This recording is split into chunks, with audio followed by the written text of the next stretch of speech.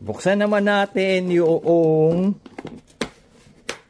M200. M200 mga idol. M200. Ito ay ang mahaba na sukatan natin hanggang dun. 4 inches. 4 inches from here to here. Hello! Meron tayong revolver dito. Ito ay ang M206. At ito naman ay ang M200 na revolver. Made in the Philippines. Mabibili nyo sa suking tindahan sa Pilipinas. Ito ang M206. Alright. Short barrel.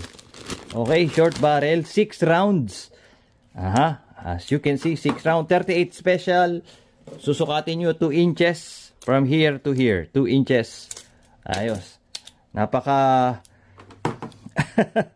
Napakadaling gamitin, di ba? Ito yung takip. Ayan. At kung gusto nyo ng grips na plastic at yung kahoy. Okay? Ayan. Ayos na ayos, di ba? Ito yung bala niya. 38 special. Okay. Buksan naman natin yung M200. M200 mga idol. M200. Ito ay ang mahaba na sukatan natin hanggang dun. 4 inches. 4 inches from here to here. Diba? Ito rin, oh. Ang pagkakaiba lang yan is yung haba ng barrel. 6 round din. As you can see. Ano na yan? Fully tested.